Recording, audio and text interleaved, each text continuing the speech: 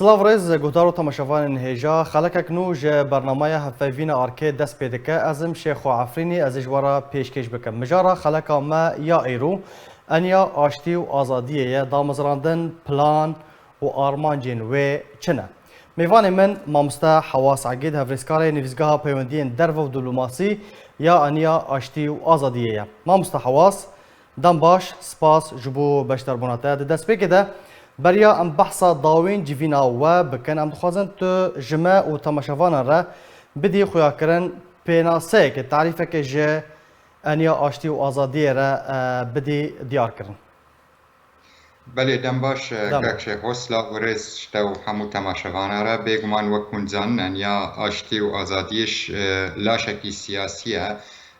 چار هزین سیاسی بگته ji Encumana Niştimanî Kurdî her wiha rêxistina Asûrî û tiyar Ilgad û Encumana Erebî a Cizîrê û Furatê.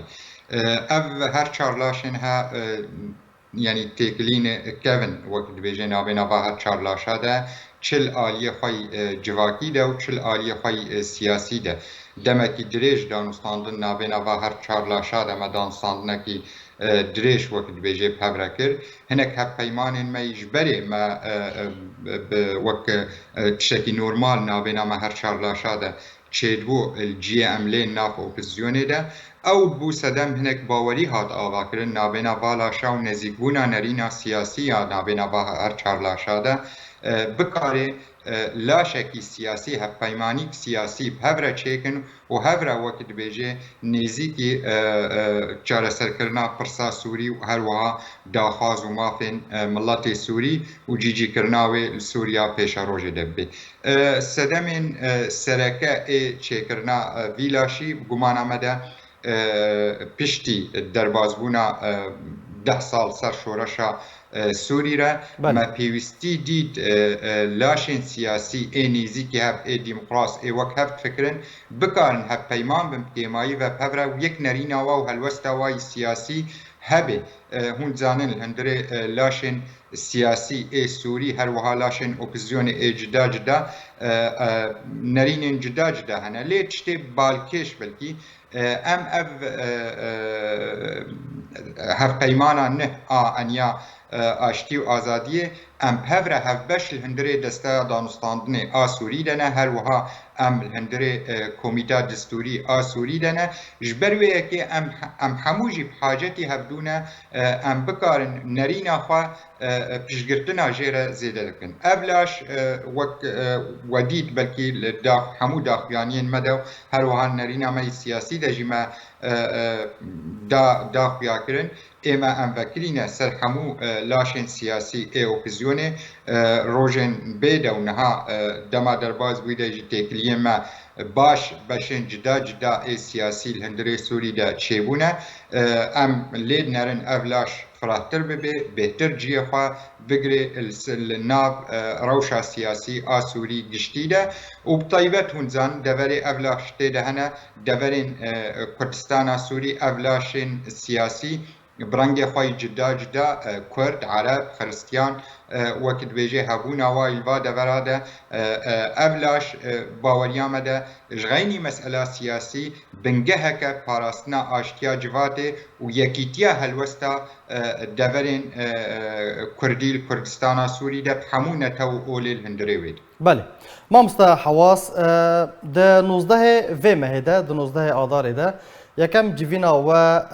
hate li darxistin tê de tu wekû hevrêzkarê peywendiyên derve û diplomasî hate hilbijartin bêguman em jî pîrozbahiyê li te dikin em dixwazin tu hinekî behsa keş û hewaya wê civînê tu ji me re bikî çawa birêva çû çawa tu hate hilbijartin. سپاس دەستپێکێ کەکشێخۆ هێویدارم ئەم بکارن وەکت بێژێ ڤی ئەرکێ کەتی سەرملێمە ئەم جیجی بکن و بە ئاریکاری بە هەواڵێ خۆوە کارێکی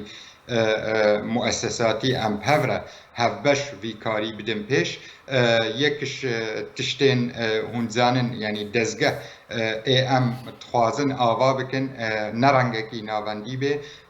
نناوندی ام پیدا بکن هندره وی لاشی ده طیبت وکچاو ام سوریا گشتی را تخوازن هر وها ام تخوازن دزگه هیری خستنی وی لاشی برنگکی نناوندی قاسی ام کارکی هفبشت وک بیجه پیدا بکن هون زانن یعنی اولاش نونرین و هر لاشکی نونرین خوی سیاسی هلبجارتن و دام پیش مسئله انیا آشتی و آزادی را و الهندره ویده جواتا یکمین گفتگو بگمان ما وک نخشاره کی دا پیشیا خواه الکاری وی اوویسی اب اوویس وی چاو کاری خواه برخستن بکه وی چاوانی وقت بیجه کارال هفدو بلا بکه کارکی هفبش یعنی هر یک بزانه چیجه تی خواستن اندامن وی اوویسی ام وک یک لاشی ام نزیک ببن وقت بیجه کاری خواه بریوه ببن بگمان الهندره ویدت الآلیه خواه رخستنی ده بشک جه وک هفریز گشتی اوویسا تکلیه جدر و دیپلوماتیک ها دست نشان کرن هر وها دو کومیت الهندره وی اوویسی دهنه کومیت گریده کاروبارن ولات عربی و ترکیه و روسیا و هنک رخصتنین جواکا سویل اینا خویی اوجی اندامن و هاتن دست نشان کرن آدی اوویسا اروپا و امریکا و هر وها ولاتن دی و رخصتنین ناف دولتی رخصتنین سویل جواکا ناف دولتی و یو ان اوجی وقت بیجه نونرن هاتن دست نشان کرن بهلبجارتن بگشتی براستی دلفتک اسپاسیا هوان خواه اوویسی ده بکم بگشتی اریکرن سر مثلا از وی کاری رابم و کبریز گشتی اوویسی و پشتی و دست خواده ما وقت بیجه هنکی کاری خواهی رخصتنی سراست کرد و هر وها ما دست بکر هنک تکلین خواهی جواکا ناف دولتی بسدم ام بکارن ناسنما انیا آشتی و آزادی ام بکارنش خلقی تمامی را وقت بیجه ام زلال بکن و داخوازه و نرینه و سوریا پیشاروژ آگشتی بگمان کارکی باش وقت بیجه ما بهوره وقت اوویسا پیوندیا آتیکلین جدر و دیپلوماتیک مدا پیشیا خواه بهوره ما نخشریک بگلک خالا ما پیک آنیا هیوی ما ام بکن و خالا جی بکن و تیکوی برجواندی ملاتین مدا و تیکوی برجواندی چاره سرکرنا سیاسی السوریا گشتید. بله. ام جی هیویا سرکفتنه اجتراد خوازن مامستا حواس اگر ام وگرن دما اف انی هاتیه دامزراندن ده دمه که ده هات دامزراندن دانستاندن کردی نافبارا انا کسی و پینه که ده بردوام دکرن چما ده وی دمه ده هات دامزراندن نه دسپیک باوریم ده یعنی وقت من دسپیک گوت یعنی اف دانستاندن هبون جبری دانستاندن انجمان اجتماعی کردی و یعنی که دسپی بکه برنگی خواهی فرمی و هبه اف دانستاندن چند سال ناوینا ما و والا شاده وقت بیجه یعنی هلوستک خواستنک رقم والا شهبو ام بکن تشتکی بهوره بکن و هنک دانستاندن بگمان ناوینا ما در چه بو هن زانن یعنی نرین سیاسی ناوینا لاشه سیاسی ده حتی مرو بکاره هنکی نیزی که هف بکه وقت هنکی جیره لازمه ته گریدانا و بوی مسئله باوریم ده نبو لی یا سرکه استکارم بیجم اولاش الهندره انیا آشتی و آزادی ده تمامی پیشگرتنا دانستاندن کردی کن تخوازن دانستاندن کردی یعنی هلوستا وان ارنیه مامستا حواس بله بگمان هلوستا انیا آشتی و آزادی گشتی ارنیه هر وها هر لاشکی باشقاجی نرینا خواه و هلوستا خواه دیار کریه او ارینی لیر نره جبر وقت مگود اولاشن ها هبونا ویل دورا کردستانا سوری ده هبونا کی دیروکیه نه هبونا کی وقت بیجه ایرو ده نتنه مسئله سیاسی مسئله جواکی و ریخستنی هبونا والاشن هندره انیا آشتی و آزادی ده تعبيرك براسته باوريه مدى البر نتوين جدا الهندري دفرا كردستانا السوري دا نتني مچوي كساتيك آنيا ام بيجن افنونر آسوريات كي يعني افنونر كي عربات كي جبري اوا افنونر شفرا دانا پیش افريخسنين وا جبري هنا جبري كي باوريه مدام حتى پشتي قناغا ددوی حکات و دانستاندنا کردی سرکت وک ام تمام زن حاجت دانستاندنا کفره بشندی اجواکی را بگمان آمده او انیا آشتی و آزادی خدمتک جدورا کردستان سوری تمامی را آشتی جواتت پارزه یک هلوستی سیاسی آوه دوره تمامی بخلق دی سوری را ام گهاینه ده گاوین پیشن و باوریم ده گرکه جی پیروزباهیه بش هر کسی که حریص بیل سر مثلا دورا کردستان باشا باندور لهبونا و هون وكو انا كسد ائتلاف ذكر قالوا گمانم ده نه تباندور جبری ام وک انا کسی جیل هندره ائتلاف دنه رخصنا آسوری جیل هندره ویده او باندورا ام بیجن نيجاتيف السر مسألة وبلكي هناك نرين جدا ما تفصيجي هبو مسألة وقت بيجي ديجي ائتلاف كارتي بلا شك سياسي الجينا دا بديل بيج ائتلافي را ليه بقمان عمدا يعني ت صدمه نوي ما تفصيل جرك الجم كسكي نبيان الآلية دي مسألة كردي ده وك برصا أول يا جناب تكلم كري برصي باندورا ويسر مسألة دانستاندني كردي إما أبلاشين سياسي ترزي وي إما أمدبينن أبلاش يكش أرمان جنوي سركة شوا بكاري هلوست ونرين سياسي نيز سوري نيزي كي هف بكي وبرجواندية تمامي ملات ونتو أولي الهندري سوري ده بدي بيش يخوا وبكاري وقت بيجي أبنكو كي هنا نابينا لاشي سياسي ده تنبكي جبر هبونا نكوكيا نابينا لاشي سياسي ده أو صدمة باورية مدى وتم از دبيجم رژیم سوری تم خواهی هشتیا و عمری خواه درش کریه جبر ویکی گرک هر یک ام زلالی دبیجن انیا آشتی و آزادی وکریه سر تمامی لاشه اپوزیونی بتکلیب تمامی لاشه اگر های وکو کتله ما مستحواس اگر های وکو کتله تبلی ائتلافه ببا دروجن بیده اجبري وقت مقوت يعني اجبري ده هكان بيجن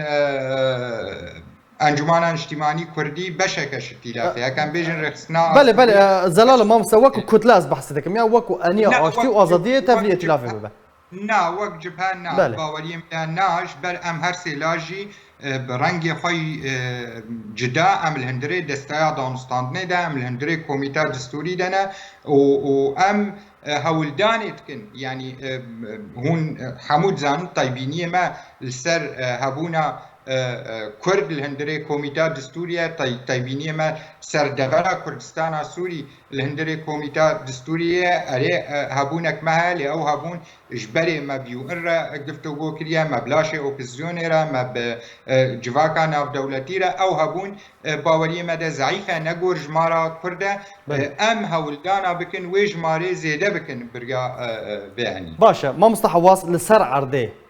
هون خوا نزيكي كيدي بينن يعني قصد مسد ائتلاف بيغمان تقول ام آمدن يعني لسر هر عليكي اوبوزيسيوني لسر وان فاكرينا ودري و جوان را فاكريه يعني هون خوا بلاتفورما كجدا دبينن منصه كجدا لاشك جدا كتله كجدا اگر هي كوببه بديلك ج د روجن بيدا جبو ام بيجن ريفبريه كنو اكو بديلك ورا ناس كرن ام كاك شيخ ام لاشك سياسينا ام خودي نرينك سياسينا ام خودي هلوستك سياسينا سوريا قشتيرة ام هلوستا ما ديارة اي خوا وقت ما قوتي الدسبيك دجي اي خوا ببيني خودي ونيزيك شوي نرينا سياسي را بيقومان اوي نيزيك بشمره اي نيزيك بي اي خودي لوا نرين سياسي خالن سياسي اي وقت بيجي ما دست نشان كرنا نيزيكتي لبناري و اريني لبناري بيقومان امو اوي نيزيكي هفبن و دريه في ان يجي والبيشكا وفكر بي مثلا تفليبوني ام لا شكن ناوی مزلاله لوگوی مزلاله هر چشتی مزلاله بێگومان ئەمێ هەولدانا ببدن ویلاشی فراتر بکن. بله باشه مامۆستا حواس ئەگەر ئەم بەحسا vêyekî jî bikin وەکو ئەنی hûn çawal dosaya Efrînê bêguman li Rojavayê çemê Feratê hûn jî çar laşin yanî hebûna we ez bêjim li Rojalatê çemê Feratê hûn çawal dosaya Efrînê dinirin eger hinekî tu vêyekî ji me re zenal bikî. عفرین الجواتê me tamamî de yanî çi ji berê birengê nefermî û ji berê ovîsê me û tiştê me pêk werin û niha piştî ovîsê me pêk hatin باوەریە me de gelek wekî dibêjê tiştên xirab li hundirê Efrînê de çê dibin hinek xalên sereke wekî dibêjê hene em li civaka navdewletî em giftûgû dikin heta بەشên Tirkiye jî danûstandin buwaret bê û em vê meseleyê destnîşan dikin باوەریە me de hinek tiştên bilez bi hacetin werê çareserkirin yek jê û asereke derketina wa grûpên çekdar ji hundirê Efrînê çêkirina rêvedana li pêşiya xelkê Efrînê vegerin deverê xwe çêkirina rêvebirîk an encûmanek xwecihî ji xelkê Efrînê werê hilbijartin û ew wekî dibêjê meserin devera xwe rêve bibin her wiha hêzek polîsî ew bikarê parastina Efrînê bike ji xelkê Efrînê bê û rêvedan pêşiya alîkariyê mirovahî derbas bin û tiştê destdirêjî û destdirêjî û xirabiyê hatine kirin li hundirê Efrînê de gereke xelkê Efrînê werin tewîtkirin û ew mesele wekî dibêjê li wa vegere ev wek helwesta fermî û danûstandinê me her kesekî re em wekî dibêjê ev helwesta ya enî aştî û azadiyê ye bêguman em va mesela wekî dibêjê باشه مامۆستا حواس بله ئەگەر ئەم بێژن ڕامارێک تەما بێ نزانم ئەگەر ئاخافتنێک te hebe yan ez pirsa xwe bikim.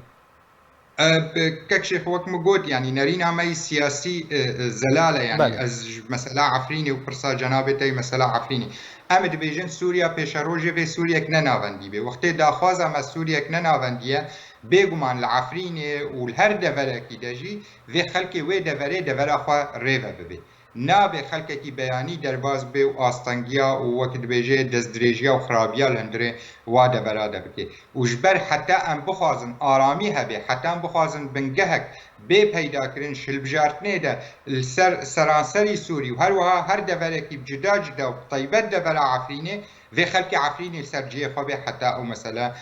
pêk were. باشه مامۆستا حواس نەرîna we wekû eniya aştî û azadiyê ji desteya hevrêzkariyê heye tensiq çiye ku di 27 mehê de vê mehê wê li Şamê civînek xwe li darxînin yanî careke din xwe komî hev dikin careke din xwe vedijînin hûn wekû eniya aştî û azadiyê hûn çawa li heye tensiq temaşa dikin nerîna we jê çi ye من براستی دانستاندن وک انیا اشتی و آزادی نابینا ما و جود وک او جبهه نشتیمانی ديمقراطي وک ناوی و اینه نابینا ما واده چینه ولی از وک نونرکی انجمان دستا دانستاندنه ده كيفن يعني جبري 2 سالا شغل سرفي مثلا جود دهات كرين هناك دانستاندن مرد كرين وك انجمان اجتماعي كردي رش پلا نرينا خوي سياسي رادستي مكرن واوجي ما رادستي انجمان اجتماعي كردي بسركاتي انجمان اجتماعي كردي وهناك دانستاندن جي سرچيبو اما هناك طيبيني ما سر هناك خالن لوي كاغاتي دهبو لوي نريني دهبو باوري مده هناك جيل سوريا نرن وك بشك ولات عربة وبراستي جبير كن مثلا وقت بيجينا توا تبلي الخالب دورة هناك يسر مثلا كردي وسر مثلا شارع سر كرنا برسا كردي هاتيه سكناندن ليه بمان هناك طيبيني ما يعني بياز درباز بمم يك الخالن جدا جدا لندريوي كاغاتي لجبل او كاغات ديار زلالة بالنسبة ما ما طيبيني خواج جوارة وگراندن وك هلوست ام جمان اجتماعي كردي مجوار وگراندن ما بو اف خالنها حاجة چارەسەری جێرە وەرێکردن نەرینا ما ڤیرەنگیە مەسەلا چارەسەرکردنی چێ مەسەلا سووری گشتی چێل مەسەلا چارەسەرکردنا پرسا کوردیدە پشتیوێ بڕاستی جواتێک ینی دار کات ئەلکترۆنی هونزان مەسەلا کۆرۆنا گەلێک تشتوەکە دوێژێ مخابن پاش تێخز جواتێک ئەلکترۆنی دیسانی گفتوگۆک ناوێنا مەوادە چێبوو لێ ئەم ئەو نەگەهان یەک نەرینێ حتا ئەم بەشێک بنژێ جبها وەکە دوێژێ وەرێ ڕاگەاندن ئێمە ئەمە دبینن چ قاسی هێزên سیاسی سووری ئێ نەرینێن وا وەک هەف بکارن خوا بدن سەر هەف و تالیێ نەرینێن جدا جدا بکارن جواتێکی وا نەرینا بێخن یەک باوەریەمەدە تشتێکی باشە وێ ببێ ئاریکار مەسئلا چارەسەرکردنا سیاسیدا وێ باشتر بێن پارتیên جدا جدا وەک دبێژێ و نەرینên جدا جدا هەبێ هەفپەیمانی گومانامەدە وێ زەخمبوونێ بدێ لێ تەیبینیە مە بێگومان سەر نەرینە وای سیاسی هەیە وەک ئەنیا ئاشتی و ئازادیە بڕاستی ئەv مەسەلا هین ئەم نەوا ژمە خواستیە وەک ئەنی ممکنە هەر لاشێکل هەندرێ ئەنیێدا دانوستاندن بوارە هاتبێکردن ئەم وەک ئەنجومان وەک مگوت هاتیەکردن لێ و نامە وەک جبهەجی بڕاستی ئەv مەسەلا مناقەشە کردە ناوخوادەش بەر تڤە خواندن نەگهامە وەک جبهە لێ ئەم هیڤینە ئەو نەرینامەی سیاسی وەک دبێژێ داویا کۆنگرێ وادەیان جواتاوەدە نەریناوای سیاسی نێزیکی نەرینامەی سیاسی بێ ئەم بکارن ڕۆژێ پێشدا دانوستاندنە هەورە بکەن و ئەم بکارن نەرینێ سیاسی ئێ هەڤبەش ئەم لەسەر خاڵاوە مامۆستا حواس هدیه برف به داوی و دچن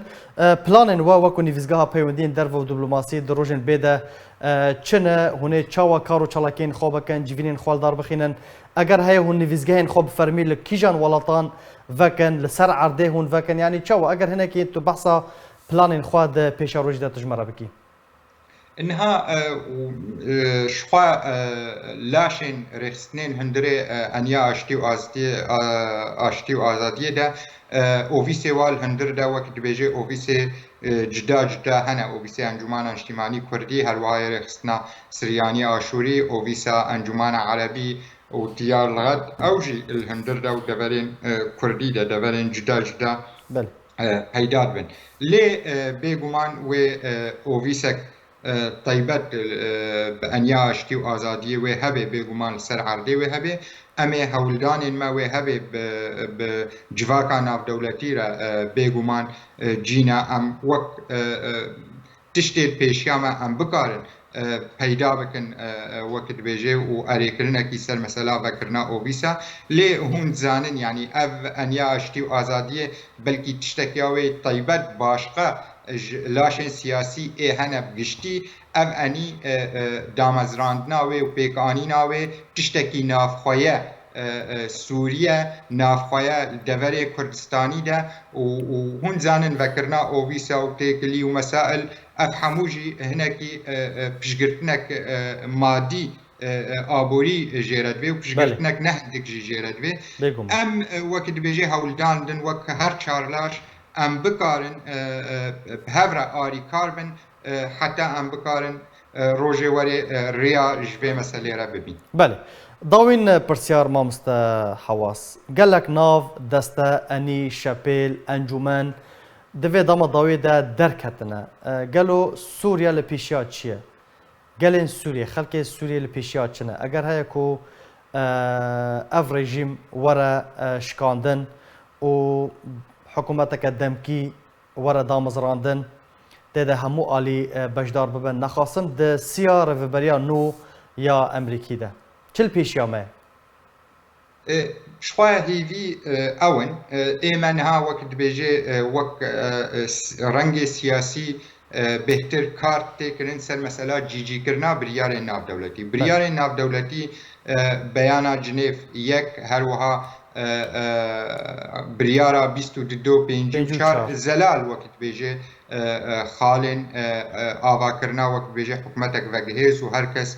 جیه خواته ده ببینه و بنگهک آرام بی پیدا کردن آرام بی عالی بی پیدا کردن سروی دستورا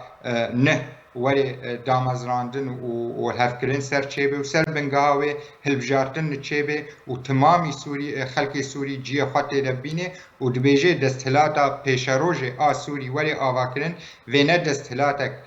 اولی به طائفی به یعنی بزلال خالکی وقت بیجیر سر و مسئله تسکنه و گشتی به هر کس جیه خدا تدب بینه بگمان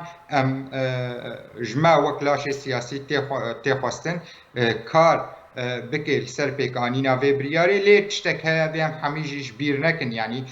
وقتی نها سر مسئله چار سرکرنا سیاسی تاخیبن زانن بریاری ناو دولتی هنه در حق چار سرکرنا پرسا سوری ده او بریاری ناو دولتی الهفکرینک ناو دولتی تچیبوه یعنی ایرو زیده مسئله بکار نرین سیاسی ملت سوری بدن سرهف و بکار الهندری ویده چار سرکرنا پرسا سوری بگشتی و هروها پرسانته و اولا الهندری ویده بکی حاجته هنک هفکرینه ناو دولتی و طیبت دولات خودی هز ایرو و خودی باندور الهندری سوری ده روس و امریکا و بواره هناك ولات دیجی وک ترکیه وک ایران اف ولات وک اسرائیل اف ولات برنگی کی فرمی الهندری سوری ده وک دبیجه هبونه کی خوا هيا چه برنگی لشکری چه برنگی دی جدا الهندری ویده لی باوری مده بحاجة بسريدة الهفكرنك روسي أمريكي تشيبه حتى مسألة سياسية هربش. بله. قالك سباس ما مصطلح حواس عقيد هفريسكاري قشتي نفسقها بيوندين درفة ودبلوماسي ده أنيا آشتي وآزادية ده قالك سباس جبو بشتر بوناته. تماشاوان هجا بفي أويام قشتن ضاويا خلق أخوا حتى خلق كانوا بمن خير وخوشي ده.